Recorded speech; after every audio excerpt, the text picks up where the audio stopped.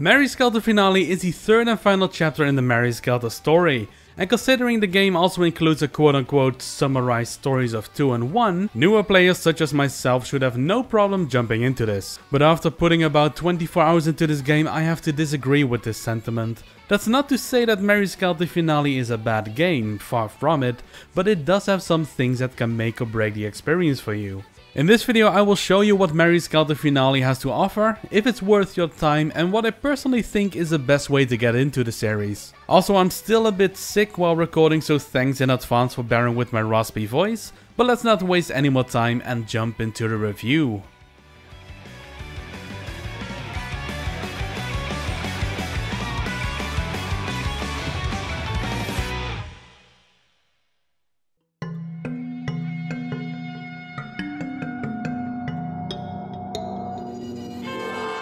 The story, characters and namely the world building is Mary Skelter's strongest point in my opinion, so before we continue let me quickly fill you in on the premise of Mary Skelter 2 and 1.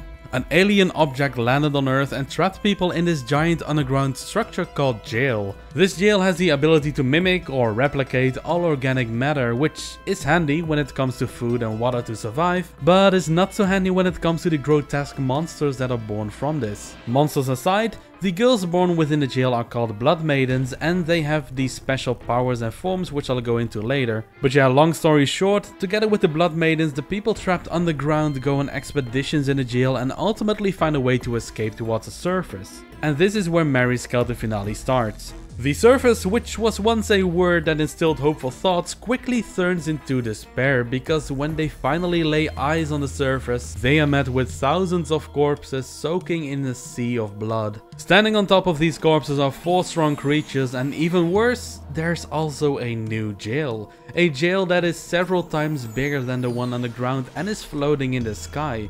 Before they are able to get a good grasp of the situation, the 4 strong creatures known as Massacre Pink attack them with overwhelming strength. In order to survive they need to get out of there, and after a desperate struggle they finally do, but only after being split up in multiple groups.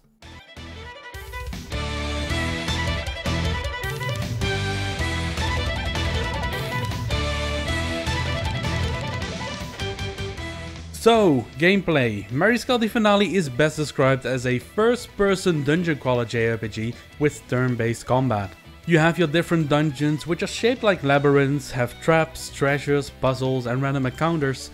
The JRPG element shows through the different playable characters that have base stats and can level up. This is all pretty basic for these types of games, but Mary Skelter does a lot to stand out in its own way. It's a bit too much to explain in detail though, so I'll try to keep it short starting with the presentation. Both the dungeons and the enemies look like they could come straight out of a cute and creepy style horror movie, especially the big bosses in the dungeon called the Nightmares. These can actually show up from the very beginning of the dungeon, but until you reach a certain point, they're immortal and all you can do is run away from them. With the way they look, combined with the first person view, it can be pretty stressful, and even more so if your characters are low in health, or if you're stuck in a confusing part of the dungeon, or if you haven't saved recently, because if you die there is no retry button and you lose all progress since the last save. As you walk around the dungeon, the map fills automatically so you can see where you've been and where the dead ends are. And if you ever need to backtrack, you can always make use of the auto walk feature to speed this up. Farming equipment is literally done through farming. There are certain spots in the jail where you can plant some items that are dropped by monsters, and by defeating enemies in the jail these will bloom into the flowers that you can harvest for weapons and armor. Grinding levels and items is generally done by defeating enemies, but there is a significant risk-reward feature that you can use to spice this up called jail trials. You can select as many of them as you want, and you can kind of see them as extra rules that you impose onto the jail. For instance, by disabling all save points in the jail you can get an extra 27% experience after battle. Now onto the characters in battle, there are 2 types, namely the Blood Maidens and the Blood Youth. Blood Maidens are the playable characters that you use to fight the monsters. They each have their own strengths and weaknesses, but what they all have in common is that they get splattered with blood during battle. If they are splattered by enough blood, they enter Massacre mode or Blood Skelter mode. In Massacre mode, the girls get access to more powerful spells and deal more damage overall. In Blood Skelter mode, they also get stronger, but they also go insane. You lose control of them and they attack everything around them, including teammates. Now, the way to control which of the two modes you enter is by managing the corruption levels of the Blood Maidens, and this is where the blood use come in. They can use their special guns to purify the blood and prevent Blood Skelter mode that way. So what do you think? That's a lot of frigging information right there, and this can be pretty overwhelming to new players. People that played Mary Skelter 2 and 1 however will feel familiar, as not that much has changed. There is still one new feature that I have to talk about, but this goes beyond the gameplay and has a big impact on the story and progression, which is the zap system.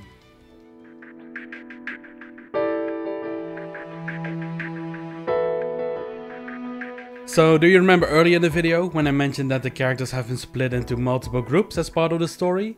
Yeah, this is going to be the case throughout the whole game. In chapter 1 the characters are split in 6 different groups, and by the end of it they converge into 3 groups. These 3 groups are the ones that you will play as for the rest of the game. Each group has 5 Blood Maidens to fight and 1 blood used to control the corruption levels.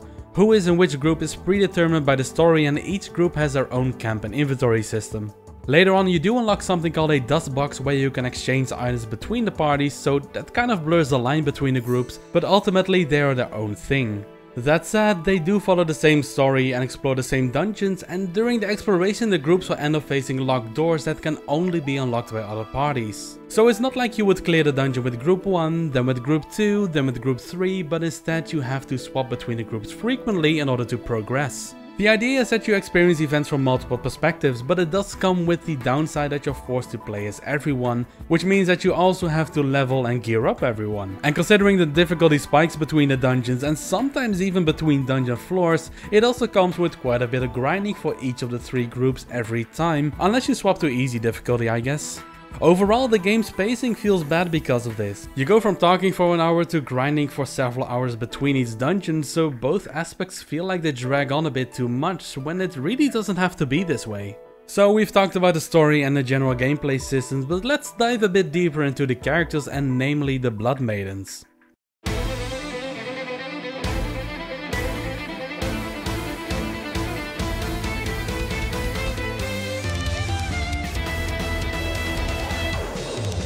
They are the stars of the show and all start in their regular outfits and classes, but once you reach level 5, 10, 15 and 20, you will be able to unlock another class. The class you choose determines the outfits the characters will wear, which skills you can unlock and what your base stats will be like.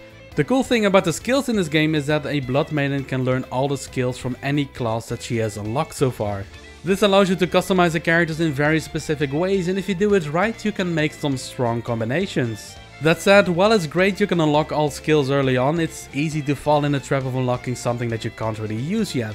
For instance, there is one class which acts as a tank and has the ability cover, which supposedly makes all the physical damage your allies receive go to your tank character instead. It was the first skill I unlocked to use, but the skill requires 44 mana, whereas my character only has 29 and I didn't have any equipment to sort this out. But even if I did, it would mean that I could only use a skill in one fight in a dungeon where you fight multiple battles in a row. Not really sustainable. On the other hand, the skills for the mage class are perfect as they are pretty cheap to use, and mages generally have a large mana pool even without special equipment. I'm not sure why they chose to design it this way. I mean, I like the customizability, but it can be pretty daunting considering how easy it is to mess up.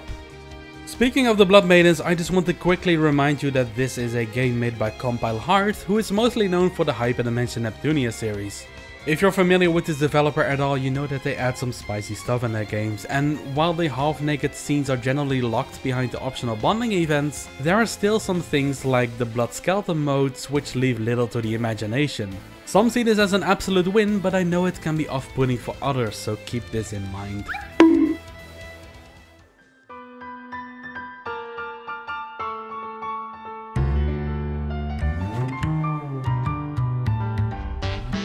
Now before we get to my final thoughts on the game, there are 2 additions to Mary Skelter Finale which you should be aware of. The first is the inclusion of the game mode Locked Up in Love, which was originally a Japanese exclusive pre-order DLC for Mary Skelter 2.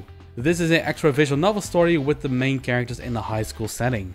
The second edition is the inclusion of the story of Mary Skelter 2 and 1, and man, this is really not what I was expecting. The game was marketed in a way that if you haven't played the first two games, you should be fine because the stories are in there and technically they're correct.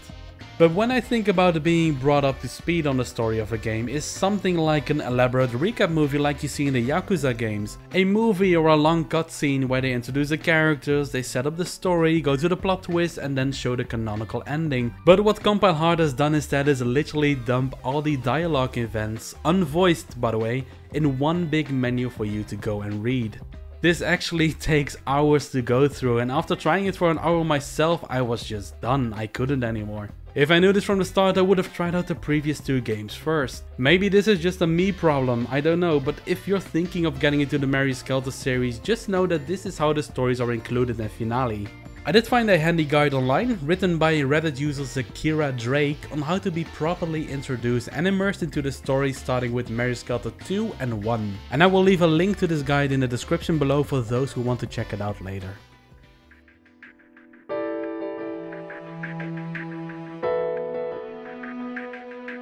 So, final thoughts.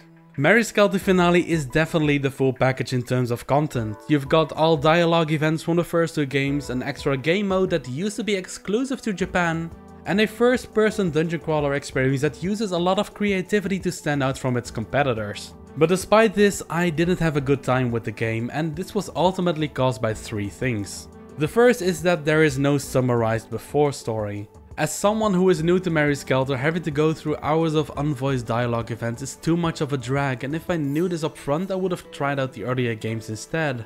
Second is the pacing. Playing as three groups simultaneously has made the pacing so weird. Having to go through the same part of the story from multiple perspectives didn't lead to new or amazing insights like you would expect. And having to grind and gear up 3 times just makes parts of the games unnecessarily long.